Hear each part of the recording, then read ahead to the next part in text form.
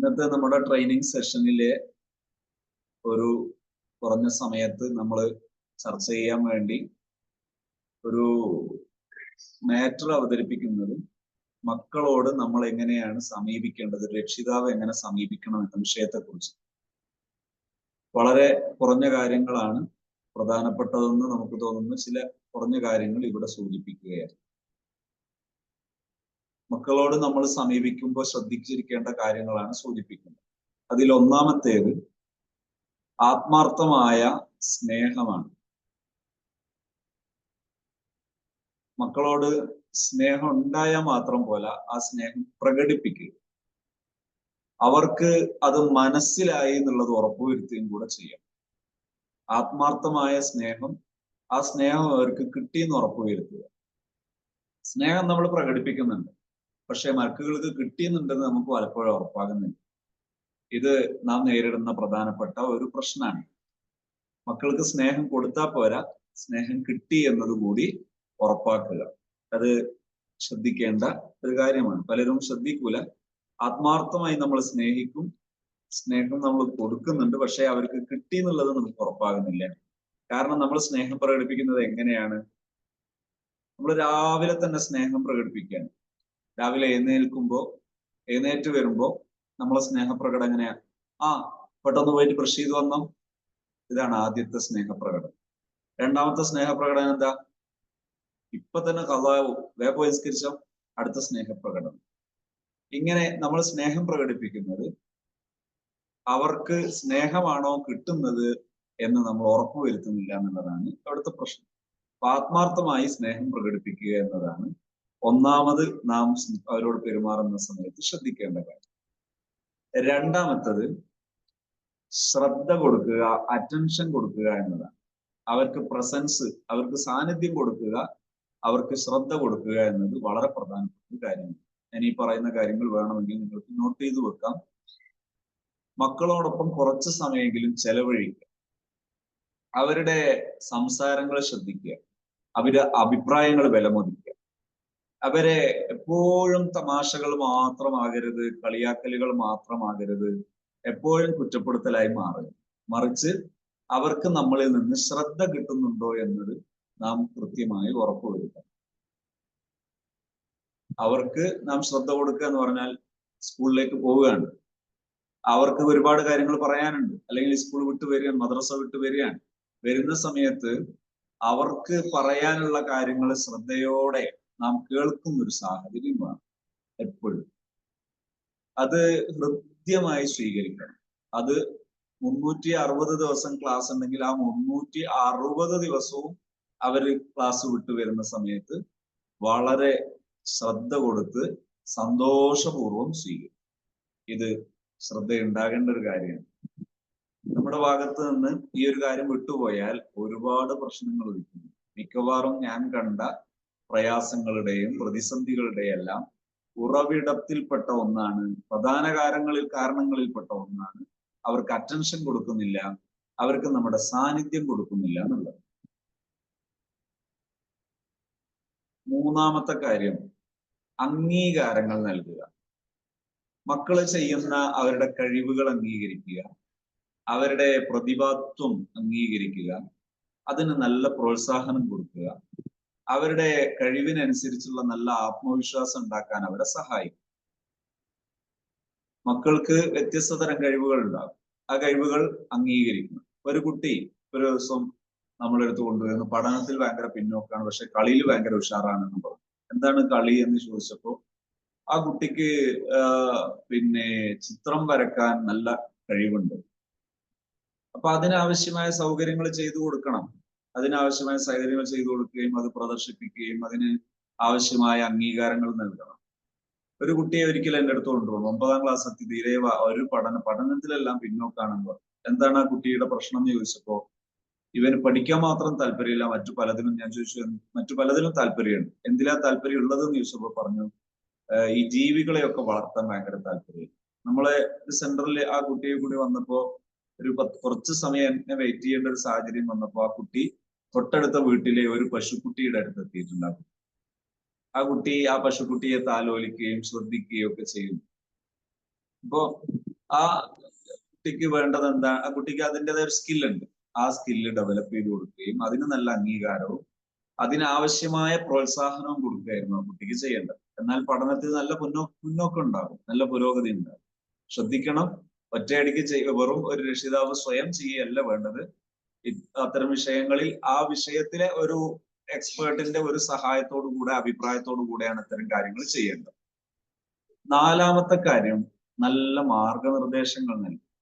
മാർഗനിർദ്ദേശങ്ങൾ നൽകുക, ഉപദേശിക്കാൻ ഭയങ്കര സുഖം ഉണ്ടാവും, അങ്ങനെ ഉപദേശിക്കാൻ പാടില്ല. പിന്നെ ഞാൻ ഈ പറഞ്ഞ കാര്യങ്ങളൊക്കെ നൽകുന്ന ഒരാളാണ് കുട്ടിയെ ഉപദേശിക്കേണ്ടത്. കുട്ടിക്ക് എങ്ങനെയാണ് പഠിക്കേണ്ടത്, എന്തൊക്കെയാണ് ശ്രദ്ധിക്കേണ്ടത്, മുതിർന്നവരോട് എങ്ങനെയാണ് പെരുമാറേണ്ടത്, തന്റെ സമപ്രായക്കാരോട് എങ്ങനെ പെരുമാറണം, തന്നേക്കാൾ താഴെയുള്ളവരോട് എങ്ങനെ പെരുമാറണം, പ്രായത്തിൽ കുറഞ്ഞവരോട് എങ്ങനെ പെരുമാറണം, ഒരു അപരിചിതനോട് എങ്ങനെ പെരുമാറണം, അയൽവാസികളോട്, ബന്ധുക്കളോട്, കുടുംബക്കാരോട് എങ്ങനെ പെരുമാറണം, ഇത്തരം കാര്യങ്ങളെല്ലാം വ്യക്തമായി കുട്ടിയോട് വളച്ചുകെട്ടില്ലാതെ പറഞ്ഞു. എങ്ങനെയാണ് പെരുമാറേണ്ടത് എന്ന് വളച്ചുകെട്ടില്ലാതെ പറഞ്ഞു കൊടുക്കും. അത് എപ്പോഴല്ല പറയേണ്ടത്, കുറച്ച് അതിഥികൾ വന്ന സമയത്ത് കുട്ടി നമ്മളോട് അത് ആവശ്യപ്പെടുന്നു, ഇത് ആവശ്യപ്പെടുന്നു, അത് സംസാരിക്കുന്നു, അപ്പൊ നമുക്ക് ദേഷ്യപ്പെടുന്നു. ഇത്രയും ദിവസം നമ്മൾ ഒന്നിച്ചല്ലേ, ഇപ്പൊ ഇവര് വന്നപ്പോ തന്നെ വേണോ ഇതൊക്കെ? വേണ്ട. അവിടെ എന്ത് ചെയ്യണം? ക്ഷമയോടെ അവരെ കേൾക്കാനുള്ള മനസ്സ് കാണിക്കണം.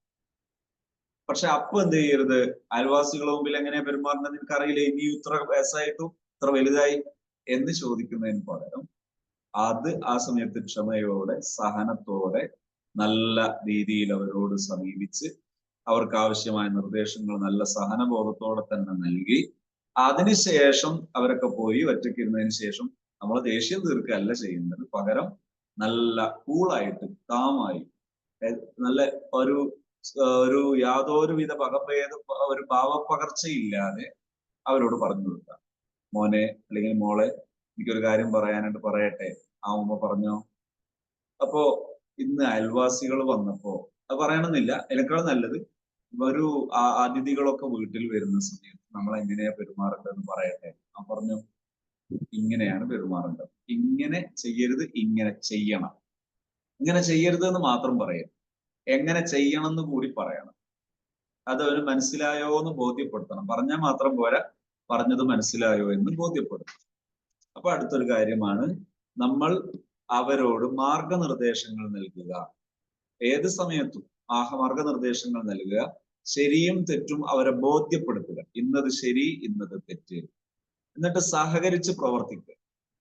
അവരോട് എന്ത് ചെയ്യുക, ഒരു കാര്യം പറയുന്ന സമയത്ത് കുട്ടികളോട് മുടിവെട്ടുന്നതിനെ കുറിച്ച് പറയണം, ഡ്രസ്സിങ്ങിനെ കുറിച്ച് പറയണം, തലമറക്കുന്നതിനെ കുറിച്ച് പറയണം. ഈ ഒരു കുട്ടി ചെറിയ കുട്ടിയാണ്, 7 വയസ്സ് 8 വയസ്സായിട്ടേ ഉള്ളൂ, തലമറച്ച് തുടങ്ങുകയാണ്. ആ സമയത്ത് അവരോട് കുറെ ഇങ്ങനെ ഇപ്പൊ തന്നെ കിബിർച്ചയാകുകയാണോ എന്ന് പറഞ്ഞല്ല തുടങ്ങുന്നത്. പിന്നെ എന്ത് പറയണം? അവരൊരു സമയം ഒന്ന് തട്ടം താഴെ വീണുപോയി, അല്ലെങ്കിൽ തട്ടെടുത്ത് കൈ പിടിച്ച് നടക്കുകയാണ്, അപ്പോഴത്തേക്ക് ആക്ഷേപം തുടങ്ങി. പകരം ക്വാളിറ്റി ടൈമിൽ അവരെ കൂടെ വിളിച്ചിരുത്തി ഞാനൊരു കാര്യം പറയട്ടെ എന്ന് ചോദിക്കുക. പറഞ്ഞോ എന്ന് പറഞ്ഞാൽ അവരോട് പറയാം, ഇതാ ഇങ്ങനെയാണ് ശിരോവസ്ത്രം ധരിക്കേണ്ടത്, തട്ടം ധരിക്കേണ്ടത് ഇങ്ങനെയാണ്, തട്ടം ധരിക്കുന്നത് ഇന്ന കാരണത്തിനാണ്, ഇത് പറഞ്ഞു കൊടുക്കുക. ഇന്നതാണ് ശരി, ഇന്നതാണ് തെറ്റ്. മുതിർന്നവരാകുമ്പോൾ നമ്മൾ പാലിക്കേണ്ട മര്യാദകളാണ്, അത് ഇപ്പോഴേ പാലിച്ച് ശീലിക്കണം, ഇപ്പോഴേ നമ്മൾ പാലിച്ച് പഠിക്കണം. ഞാൻ പറഞ്ഞത് മോൾക്ക് മനസ്സിലായോ? മനസ്സിലായി, എന്നാ മോളൊന്ന് പറയോ? മോള് പറഞ്ഞതിലൊരു തെറ്റുണ്ട്, ഇത്രയും പറഞ്ഞിട്ട് മനസ്സിലായില്ലേ എന്ന് ചോദിക്കുന്നതിന് പകരം, എന്താന്ന് പറഞ്ഞിട്ട് മനസ്സിലാകാത്ത എന്ന് ചോദിക്കുന്നതിന് പകരം വീണ്ടും വ്യക്തതയോടെ പറയാം, വളച്ചുകെട്ടില്ലാതെ നേരെ ചൊവ്വേ പറയും. പറഞ്ഞിട്ട് വീണ്ടും മനസ്സിലായോ എന്ന് ചോദിക്കാം. മോളെ ഇനി മുതൽ ഇത് പാലിക്കുമോ എന്ന് ചോദിക്കും. വല്ലപ്പോഴും പാലിക്കാതായാൽ ഞാൻ എന്താ ചെയ്തു തരേണ്ടത്? അത് ചോദിച്ചിട്ട് തീരുമാനാക്കണം. എന്നിട്ട് അങ്ങനെയാണ് അവരോട് പെരുമാറേണ്ടത്. അല്ലാതെ കുറെ ചെറു പ്രായത്തിൽ തന്നെ മക്കളെ തട്ടം ധരിപ്പിക്കുന്നതിൽ നിന്ന്, തലമറക്കുന്നതിൽ നിന്ന്, മുടിവെട്ടുന്നതിൽ നിന്ന്, അത്തരം നല്ല നല്ല സംസ്കാരങ്ങളിൽ നിന്നൊക്കെ അവരെ പിന്തിരിപ്പിക്കാനുള്ള വഴിയാണ് അവരെ ആക്ഷേപിക്കുന്നത്, ഭീഷണിപ്പെടുത്തുന്നത്. ഒരു കുട്ടി മുടിവെട്ടി വന്നത് ഇച്ചിരി ഫാഷനാണ്. ഫാഷനായാൽ ഇപ്പൊ തന്നെ തുടങ്ങിയില്ലേ, പറയിപ്പിക്കാനായിട്ട് പോവല്ലേ എന്ന് പറഞ്ഞ് തുടങ്ങുന്നതിന് പകരം ആ സമയത്ത് ചൂടാകാതെ ആ സമയത്ത് അവരെ സ്വീകരിക്കുക. ഓക്കെ, ഇങ്ങനെയാണോ പറ്റിയത്? ആ സമയത്ത് ഒന്നും പറയുന്നില്ല. പകരം മറ്റൊരു സമയത്ത് ക്വാളിറ്റി ടൈം എന്ന് പറഞ്ഞാൽ, നിങ്ങൾ ക്വാളിറ്റി ടൈം വേറെ തന്നെ ഞാനൊരു വിഷയം അവതരിപ്പിച്ചിട്ടുണ്ട് നമ്മുടെ യൂട്യൂബ് ചാനലിൽ. നിങ്ങൾക്ക് ക്വാളിറ്റി ടൈം അബ്ദുൽ ഹക്കീം സഖാഫി ആയഞ്ചേരി എന്നതിന്റെ കൂടെ ചേർത്ത് സെർച്ച് ചെയ്താൽ ആ ഭാഗം കിട്ടും. അപ്പൊ അത് വെച്ചിട്ട് അതിൽ ക്വാളിറ്റി ടൈം കാണും. ആ രൂപത്തിൽ അവരെ കൂടെ ഇരുന്ന് അവർക്ക് പറഞ്ഞു കൊടുക്കുക, ഇന്നത് ശരിയാണ്, ഇന്നത് തെറ്റാണ്. ഞാൻ നിന്റെ ഉമ്മയല്ലേ? അതെ. ഉമ്മ നിനക്ക് കാര്യങ്ങൾ പറഞ്ഞു തരണ്ടേ? ഞാൻ പറഞ്ഞു തരികയാണ്, മോനത് സ്വീകരിക്കണം, മോളത് സ്വീകരിക്കണം എന്ന അർത്ഥത്തിൽ ക്വാളിറ്റി ടൈമിൽ നിങ്ങൾ അവരോട് സംസാരിച്ചു നോക്കൂ. പക്ഷെ മറ്റൊരു സമയത്ത് ആക്ഷേപിക്കുകയാണെങ്കിൽ എല്ലാം വേസ്റ്റ് ആണ്, നിങ്ങളുടെ അധ്വാനങ്ങളെല്ലാം പായ്വേലയായി തീരും, എല്ലാം വെറും വാക്കായി തീരും. അതിന് കുറെ ബഹളം വെക്കുകയും കുറെ ആക്ഷേപിക്കുകയും കുറെ കുറ്റപ്പെടുത്തുകയും ഇതൊന്നും ചെയ്യരുത്. പ്രത്യേകിച്ച് പരിഹസിക്കരുത്. അവരെ കുറ്റം മറ്റുള്ളവരോട് പാടി നടക്കരുത്. നമ്മളെ ബന്ധുക്കളോട് ബന്ധപ്പെട്ടവരോടെല്ലാം അവരുടെ കുറ്റം പറയുക. നിങ്ങളെ കൂടെ പഠിച്ചവരുടെ ഗ്രൂപ്പിലെല്ലാം മക്കളുടെ ഇത്തരം വിശേഷങ്ങളെ കുറിച്ച് പറയുന്നത് എല്ലാം വഷളത്തരമാണ്, നല്ല തെറ്റാണ്. ഇസ്ലാം നിഷേധിച്ച പക്കാ തെറ്റാണ്, ഒരു സംശയവും. അത് ഉമ്മ ചെയ്താലും ഉപ്പ ചെയ്താലും തെറ്റ് തന്നെയാണ്. മക്കളെ ഗീബത്ത് പറയാ, മക്കളെ കുറ്റം പറയാൻ ഇസ്ലാം ഒരു ഉമ്മാക്ക് എവിടെയും അനുവാദം തന്നിട്ടില്ല. ഒന്ന് പറയാൻ പാടില്ല, പറഞ്ഞാൽ അത് തെറ്റ് തന്നെയാണ്, ഹറാമ് തന്നെയാണ്, ഒരു സംശയവും വേണം. മക്കളെ കുറ്റം നമുക്ക് മറ്റവരോട് പറയാം എന്ന് ഇസ്ലാമിലെ ഒരു പ്രമാണത്തിലും ഈ മനഃശാസ്ത്രപരമായ ഒരു സമീപനത്തിലും എവിടെയും അങ്ങനെ ഒരു സംഭവം ഇല്ല. അതുകൊണ്ട് ചെയ്യാതിരിക്കും. അഞ്ചാമത്തെ കാര്യം, നയം ഉണ്ടാവുക. മക്കളെ അച്ചടക്കത്തോടെ വളർത്തുക എന്നത് നമ്മുടെ നയമായിരിക്കണം. അവർക്ക് നന്നായി ജീവിക്കാൻ പറ്റിയ മാർഗങ്ങൾ കാണിച്ചു കൊടുക്കണം. അവരെ അച്ചടക്കത്തോടെ വളർത്തുക എന്നുള്ളത് നമ്മുടെ ഒരു നയമാകണം. ചിലർക്ക് നയങ്ങൾ ഉണ്ടാകൂല. ഒരു കൃത്യമായ നയം നമുക്കുണ്ടാകണം. ആ നയങ്ങളുടെ പേരിൽ അവരെ നയിക്കാൻ നമുക്ക് പറ്റും. അല്ലാതെ നമുക്ക് തോന്നിയ അഭിപ്രായങ്ങളൊക്കെ പറയുന്നത് അത് നയമല്ല. മറിച്ച് എന്താണ് അച്ചടക്കം, എന്താണ് അച്ചടക്കമല്ലാത്തത്, അത് ഓരോരിക്കൽ പറയുന്നതിന് പകരം ഇത്തരം വിഷയങ്ങളെല്ലാം നിങ്ങൾ ഒരു നോട്ട്ബുക്കോ മറ്റോ ഒക്കെ, ഒരു ഉമ്മക്ക് എപ്പോഴും ഒരു നോട്ട്ബുക്ക് വേണം. ശരിയായ ഒരു ഉമ്മയുടെ കൃത്യമായ മദറിങ് എന്ന് പറയുന്ന ജോലി നിർവഹിക്കുന്നുണ്ടെങ്കിൽ അവർക്ക് നോട്ട്ബുക്ക് വെക്കാം. ആ നോട്ട്ബുക്ക് നിങ്ങൾ ആ അടുക്കളയിലെ ആ ഫ്രിഡ്ജിന്റെ മുകളിൽ വെച്ചാൽ മതി, അല്ലെങ്കിൽ ആ അടുക്കളയിലെ അതിന്റെ മുകളിൽ വെച്ചാൽ മതി. അതിന്റെ കൂടെ ഒരു പെന്നും, ആ പെന്നിന്റെ മുകളിൽ കെട്ടിയിട്ട് ആ അതിനോട് ജോയിൻ ചെയ്ത് വെക്കും. എന്നാൽ എപ്പോഴും ആ പെണ്ണ് അവിടെ ഉണ്ടാവും, ആ പെന്നും വെക്കും. അതിൽ എഴുതി വെക്കണം. എന്തൊക്കെ എഴുതി വെക്കണം? വീട്ടിലെ നിയമങ്ങൾ എഴുതി വെക്കണം. നിയമങ്ങൾ എഴുതി വെക്കുമ്പോൾ ഏകപക്ഷീയമായി നിയമം പറയുകയോ നടപ്പിലാക്കുകയോ ചെയ്യും.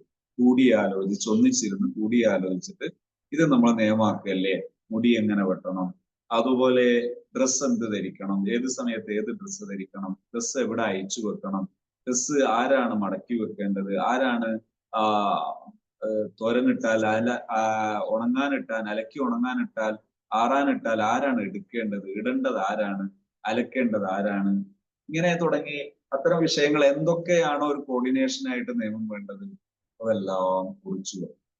അതിൽ ആരെന്ത് ചെയ്യണമെന്ന് നയം ഉണ്ടാകും. ഒരാൾ ചെയ്തിട്ടില്ലെങ്കിൽ എന്താണ് അതിന്റെ കോൺസിക്വൻസസ്, അതിന്റെ പ്രത്യാഘാതം, അതെന്തായിരിക്കണം എന്നതിലും നമുക്ക് നയം ഉണ്ടാകാം. അങ്ങനെ ഒരു കൃത്യമായ നയങ്ങളോടുകൂടെയാണ് നാം വീട് ഭരിക്കേണ്ടത്. ഇനി മക്കളോട് സമീപിക്കേണ്ട അടുത്തൊരു കാര്യം, ആറാമത്തെ കാര്യം, മാതൃക ഉണ്ടാകണം. നമ്മള് കുട്ടികളോട് പറയും, ഒരു ദിവസം എൻ്റെ ഒരു സെഷനിൽ ഒരു ഉമ്മ വരികയാണ്. ആ ഉമ്മയുടെ പ്രയാസം എന്താ? മോന് +1 പഠിക്കുന്ന മോനാണ്, ഭയങ്കര അലറി സംസാരിക്കുക, ഒച്ചിട്ട് സംസാരിക്കുക. ഞാൻ ചോദിച്ചു, നിങ്ങൾക്ക് ആ പ്രശ്നം ഉണ്ടായിരുന്നോ എന്ന് ചോദിച്ചു. അപ്പൊ അവര് ഭയങ്കര ചിരി. എന്താ? കുറച്ച് ചിരിച്ചതിന് ശേഷം അവര് പറഞ്ഞു, ഉണ്ടായിരുന്നു, ഞാൻ അങ്ങനെ സംസാരിക്കുന്നു. നിങ്ങൾ നിർത്തിയാൽ മതി, മക്കളോട് പ്രത്യേകിച്ച് പറയാവുന്ന. ഈ തൊള്ളട്ട് സംസാരിക്കുന്നത്, ഒച്ച വെച്ച് സംസാരിക്കുന്നത്, അലറി സംസാരിക്കുന്നത് സ്വന്തം നിർത്തിയാൽ മതി, മറ്റുള്ളവരോട് പറയണ്ട. ഒരിക്കലും എൻ്റെ ഒരു സെഷനിൽ ഒരു ഹാപ്പി സോൺ സെന്ററിൽ ഒരു ഉമ്മ വന്നു. ആ ഉമ്മ പറയാണ്, മോന് തീരെ അനുസരണയില്ല. ഞാൻ ചോദിച്ചു, എന്താ അനുസരണ എന്ന് പറഞ്ഞാൽ എന്താ? വിളിച്ച തീരെ കേൾക്കൂല എന്ന് പറഞ്ഞു. അപ്പൊ ഞാൻ ചോദിച്ചു, മോന് നിങ്ങളെ വിളിച്ചാൽ കേൾക്കാറുണ്ടോ? നിങ്ങൾ കേൾക്കാറുണ്ടോ? ഉണ്ട്. ഞാൻ പറഞ്ഞു, എന്റെ ക്യാബിന്റെ പുറത്തിരുന്നിട്ട് 17 തവണ നിങ്ങളെ വിളിക്കുന്നുണ്ടായിരുന്നു, ഉമ്മ ഉമ്മ ഉമ്മ, നിങ്ങൾ കേൾക്കുന്നില്ലായിരുന്നു. അപ്പൊ ഉമ്മ ചിരിച്ചു. ഇതെങ്ങനെയാണ് പ്രശ്നം? അപ്പൊ നാം മാതൃകയാവുക എന്നതാണ് പ്രധാനം. ഒരു കുട്ടി വിളിച്ചാൽ ശ്രദ്ധിക്കുക എന്നത് ഒരു ഉമ്മയുടെ പ്രധാനപ്പെട്ട ഉത്തരവാദിത്വമാണ്. ഉമ്മാക്ക് പകരം വേറൊരു സാധനത്തെ ഉണ്ടാക്കി വെക്കാൻ പറ്റില്ലല്ലോ. അതിന് ഉമ്മയല്ലേ പറ്റുള്ളൂ. അതിന് പകരം ഡെലിഗേറ്റ് ചെയ്യാൻ പറ്റില്ലല്ലോ. അതുകൊണ്ട് എന്ത് ചെയ്യണം? ഉമ്മ ആദ്യം ഈ വിഷയത്തിൽ മാതൃകയാവുകയാണ് വേണ്ടത്. ഇത്തരം വിഷയങ്ങളിലെല്ലാം, പെരുമാറ്റങ്ങളിൽ ഒക്കെ നാം മാതൃകയാവുക, നാം ശാന്തരാവുക, നാം നല്ല സ്വഭാവം കാണിക്കുക, നാം നല്ല രീതിയിൽ സംസാരിക്കുക. നമുക്ക് മക്കൾ എപ്പോഴും കളിയാക്കും, മക്കൾ എപ്പോഴും പരിഹസിക്കാം. തിരിച്ചു പരിഹസിക്കാൻ പാടില്ല. അവർ പരിഹസിക്കുമ്പോൾ നമുക്ക് പ്രയാസമാകുന്നു. പലപ്പോഴും പരിഹാസം നിരന്തരം കാണാം. ചെറിയ ചെറിയ വിഷയങ്ങളിൽ പോലും മക്കളെ പരിഹസിക്കുന്നത് കാണാം. ഈ പരിഹാസം തെറ്റാണ്. ഒരു കുട്ടി എന്തോ ഒരു പറയുമ്പോൾ തിരിച്ചു, എന്തോ ഒരു കാര്യം പറയുമ്പോൾ തെറ്റിപ്പോയി, നമ്മൾ പറഞ്ഞ് ചിരിക്കുകയാണ്.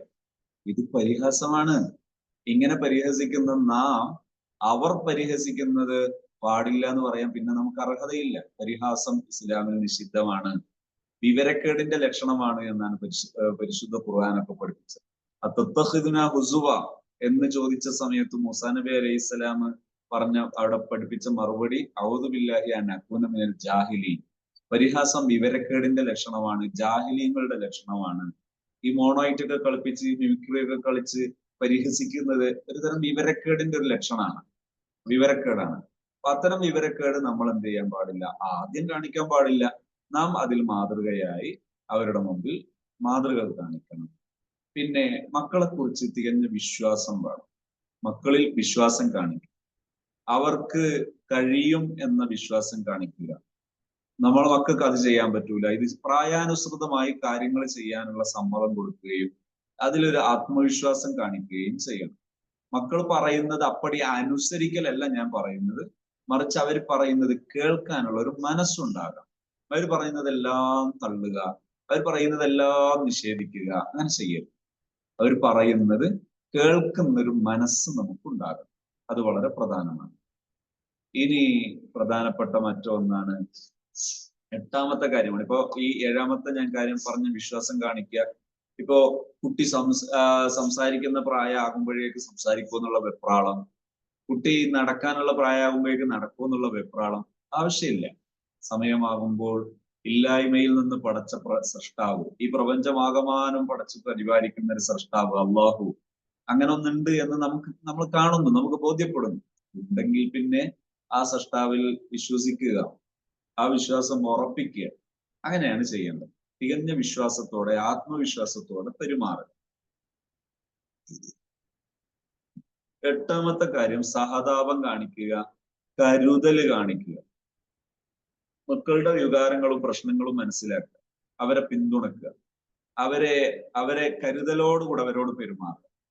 മക്കൾ ഒരു തെറ്റ് സംഭവിച്ചാൽ തെറ്റിൽ അടച്ചാക്ഷേപിക്കുമ്പോൾ അനുഭവിച്ചോ, കളിച്ചിട്ടല്ലേ എന്ന് പറയുന്നതിന് പകരം ഒരു അബദ്ധം പറ്റിയാൽ എന്താ പറ്റിയത്, പിന്നെ നിനക്ക് എന്തു എന്നോട് പറയാം, ഞാൻ നിന്റെ കൂടെ നിൽക്കാം. ഞാൻ നിന്റെ കൂടെ നിൽക്കാന്ന് പറഞ്ഞാൽ എന്ത് തെറ്റും അനുസരിക്കുന്നല്ല അതിൻ്റെ അർത്ഥം. ഏത് തെറ്റും തിരുത്താൻ ഞാൻ നിന്നെ സഹായിക്കും എന്നാണ് പറയുന്നത്. അങ്ങനെ അവരുടെ കൂടെ നിൽക്കുകയാണ് ചെയ്യുന്നത്. ഒരു അബദ്ധം പറ്റിപ്പോയാൽ അവർ ഒറ്റപ്പെടും. ഒരിക്കൽ എൻ്റെ ഒരു സുഹൃത്ത് തന്നെയാണ്, മോളെ കൂടെ പാരന്റ്സ് മീറ്റിംഗ് പോവുകയാണ്. അപ്പൊ എന്നോട് പറഞ്ഞു, എനിക്ക് നാളെ ഭയങ്കര ഒരു ടെൻഷൻ ഉള്ള ദിവസമാണ്. എന്താ അത്? എൻ്റെ മോളെ പാരന്റിങ് ആണ്, നാളെ പാരന്റ്സ് മീറ്റിംഗ് നടക്കുകയാണ്. ഈ പാരന്റ്സ് മീറ്റിംഗ് എന്ന് പറഞ്ഞാൽ എന്തിനുള്ളതാണെന്ന് ചോദിച്ചാൽ, ടീച്ചേഴ്സിന് കുട്ടിയുടെ കുറ്റം രക്ഷിതാക്കളോട് പറയാം, രക്ഷിതാക്കൾക്ക് നമ്മുടെ മക്കളെ കുറ്റം ടീച്ചേഴ്സിനോട് പറയാം, എന്നിട്ട് അങ്ങോട്ടും ഇങ്ങോട്ടും തന്നെ മക്കളെ കുറ്റം പറഞ്ഞ് സംതൃപ്തി അടയാം. ഇതിനുള്ളതാണ് പലപ്പോഴും പാരന്റ്സ് മീറ്റിംഗ്. പ്രാകൃത ലോകത്തെ ശിലായുഗത്തിലൊക്കെ നടക്കേണ്ട വളരെ ഒരുതരം വഷളായ ഒരു ഏർപ്പാടാണ്. അപ്പൊ ഈ രക്ഷിതാവ് എന്നോട് ചോദിച്ചു, നല്ല ട്രെയിനറൊക്കെയാണ് അദ്ദേഹം, എന്നോട് ചോദിച്ചു നാളെ എന്താ ചെയ്യേണ്ടത്. എന്റെ സുഹൃത്താണ്, അഭിപ്രായം ചോദിച്ചാണ്, വലിയ ഒരാളെന്നുള്ളവർക്ക് ചോദിച്ചൊന്നുമല്ല. അപ്പൊ ഞാൻ അദ്ദേഹത്തോട് പറഞ്ഞു, നാളെ നിങ്ങൾ പോയാല് എന്താ സ്ഥിതി? മോളെ മാർക്കൊക്കെ ഉഷാറാണോ? അതന്നെയാണ് പ്രശ്നം, മാർക്ക് ഇല്ലാത്തതാണ് പ്രശ്നം. ഇപ്പോ വാർഷിക പരീക്ഷ അടുത്ത് നിൽക്കുകയാണ്. ഇപ്പൊ നടത്തിയൊരു പരീക്ഷയിൽ അവൾക്ക് മാർക്ക് നല്ല കുറവാണ്. അപ്പൊ അത് വിലയിരുത്താനാണ് വിളിക്കുന്നത്. അപ്പൊ ഞാൻ ചോദിച്ചു, ടീച്ചർ എന്ത് പറയും നിങ്ങൾ ചെന്നാല്? ടീച്ചർ ഇതാ ഇവക്ക് ഇന്ന മാർക്കിലൊക്കെ, ഇന്നൊക്കെ വിഷയത്തിലൊക്കെ മാർക്ക് കുറവാണെന്ന് പറയും.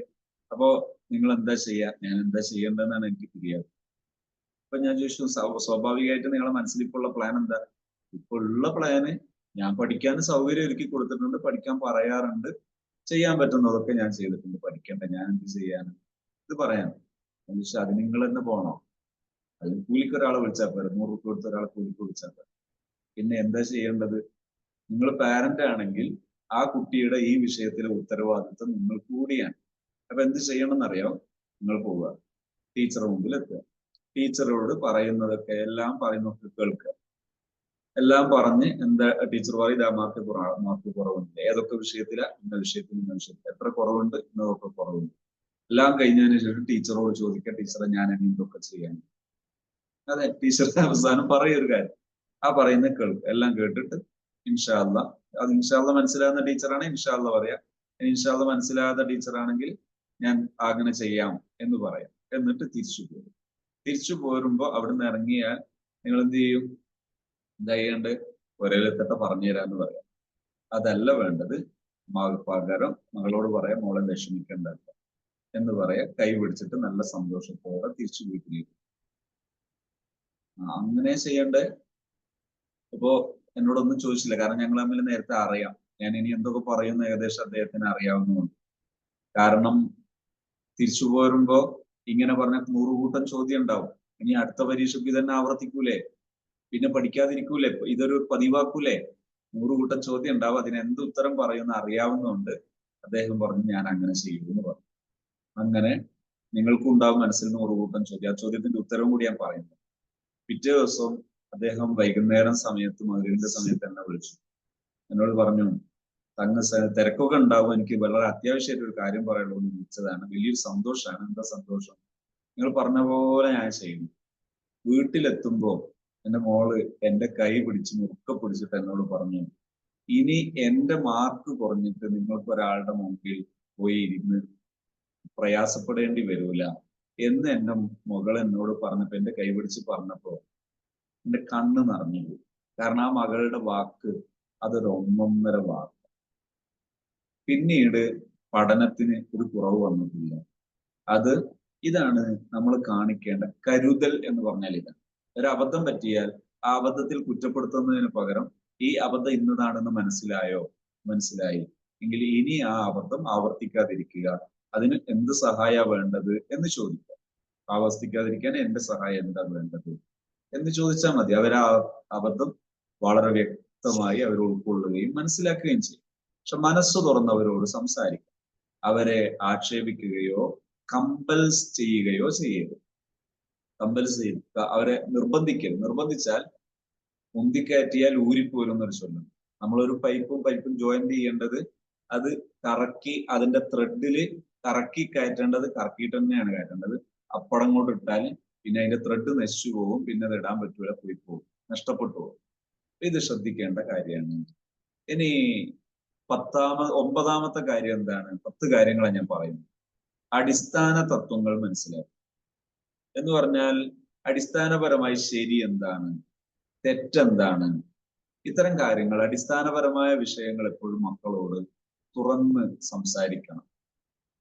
10ാമത്തെ കാര്യം, മക്കൾക്ക് അവരുടെ അഭിപ്രായങ്ങൾ പറയാൻ, അവരുടെ താല്പര്യങ്ങൾ സംരക്ഷിക്കാൻ, അവരുടെ ഇഷ്ടത്തിനൊത്ത് വളരാൻ നന്നായിട്ട് അവസരം കൊടുക്കണം. ഉത്തരവാദിത്തങ്ങൾ ഏൽപ്പിച്ചു കൊടുക്കണം. അവരുടെ പ്രായാനുസൃതമായ ഏജ് അപ്രോപ്രിയേറ്റഡ് ആയിട്ടുള്ള പ്രായാനുസൃതമായുള്ള ഉത്തരവാദിത്തങ്ങൾ അവർക്ക് നൽകണം. അത് ഏറ്റെടുക്കാൻ അവസരം നൽകുകയും അതിന് കൂടെ നിൽക്കുകയും ചെയ്യണം. ഇങ്ങനെ 10 കാര്യങ്ങൾ ശ്രദ്ധിച്ചാൽ നമ്മുടെ മക്കൾ വളരെ കളർഫുൾ ആയി വളർന്നു വരും. വളരെ ഭംഗിയായി അവർ വളരും. ഇതിന് കഴിയാൻ നമ്മുടെ ഭാഗത്ത് നിന്നുണ്ടാകേണ്ട സമീപനങ്ങൾ ഇത്രയുമാണ്. ഇനി ഇൻഷാ അല്ലാഹ് നിങ്ങൾക്ക് ഓരോരുത്തർക്കും ഈ പ്രോഗ്രാം എന്താണെന്ന് നിങ്ങൾക്ക് മനസ്സിലായിട്ടുണ്ടാകും ഞാൻ പ്രതീക്ഷിക്കുന്നു. പുതുതായി വന്നവർക്ക് വേണ്ടി ജസ്റ്റ് ഞാൻ അതിനെക്കുറിച്ചൊന്ന് പരിചയപ്പെടുത്തുന്നു. ഇങ്ങനെ കുറെ വിഷയം അവതരിപ്പിച്ചത് കൊണ്ട് പ്രത്യേകിച്ച് കാര്യങ്ങളൊന്നുമില്ല. മറിച്ച് നിങ്ങളുടെ റിയൽ ലൈഫ്, നിങ്ങളുടെ യഥാർത്ഥ ജീവിതം, ആ യഥാർത്ഥ ജീവിതത്തിൽ നിന്ന് നിങ്ങൾക്ക് ആവശ്യമുള്ള വിഷയങ്ങൾ ചോദിക്കുകയും അതിന് നമ്മൾ പറയുന്ന പരിഹാരങ്ങൾ കേൾക്കുകയും എന്നിട്ട് ആ പരിഹാരം അടുത്ത ആഴ്ച നടന്നോ ഇല്ലേ, എന്താ സ്ഥിതി എന്നതിന്റെ തുടർച്ച പറയുകയും ചെയ്ത് നമ്മുടെ മക്കളെ പഠനവും അവരുടെ ജീവിത നിലവാരവും ഉയർത്തിക്കൊണ്ടുവരാനുള്ള ഒരു പ്രോഗ്രാം കൂടിയാണിത്. ഇത് മാത്രമല്ല, ഇതുമായി ബന്ധപ്പെട്ട സൈക്കോളജിക്കൽ ഇഷ്യൂസുമായി ബന്ധപ്പെട്ട വിഷയങ്ങളെല്ലാം നിങ്ങൾക്ക് ഓപ്പണായി ഈ പ്ലാറ്റ്ഫോമിൽ ഷെയർ ചെയ്യാം. അതിന്റെ അനുഭവങ്ങൾ പറയാം. ഈ നിങ്ങൾ അനുഭവങ്ങൾ പങ്കുവെക്കുന്നത് റെക്കോർഡിൽ വരില്ല. ഞാൻ ഇത്രയും പറഞ്ഞ ഭാഗങ്ങൾ നിങ്ങൾക്ക് റെക്കോർഡിൽ വരും. അത് യൂട്യൂബിലും കൂടെ വരും. നിങ്ങൾക്ക് യൂട്യൂബിൽ വെച്ചിട്ടും ഇത് കാണാം. മറ്റുള്ളവർക്കൊക്കെ എത്തിച്ചു കൊടുക്കുകയും ചെയ്യാം. ഈ ലൈഫ് എൻറിച്ച്മെന്റ് ട്രെയിനിങ് എന്ന് പറയുന്ന ലേഡീസിന് വേണ്ടി സെപ്പറേറ്റ് ആയിട്ടുള്ള ഈ പ്രോഗ്രാം, ഇതിൽ നിങ്ങൾക്ക് താല്പര്യമുള്ളവരെ പ്രൊമോട്ട് ചെയ്യുകയും ചെയ്യും, പരിചയപ്പെടുത്തുകയും ചെയ്യാം. എന്നാൽ ഒരു വൻ പ്രചരണം നടത്തി ആരെങ്കിലും കയ്യും കാലം പിടിച്ച് കൊണ്ടുവരുമെന്ന് വേണ്ടതില്ല. അതേസമയത്ത് ഉപകാരമുള്ള ഒരാളെ മുമ്പിൽ ആ വിഷയം അറിയിക്കുക എന്ന് പറയുന്നത് ഒരു നല്ല ശൈലിയാണ്, നല്ല കാര്യമാണ്. ഇത്രയും പറഞ്ഞ് നിങ്ങളെ വേദി നിങ്ങൾക്ക് വിട്ടു നൽകുന്നു. നിങ്ങൾക്ക് ആവശ്യക്കാർക്ക് മൈക്ക് ഓൺ ചെയ്ത് ചോദിക്കാൻ ഞാൻ റെക്കോർഡ് ചെയ്യുന്നു. You are welcome all of U.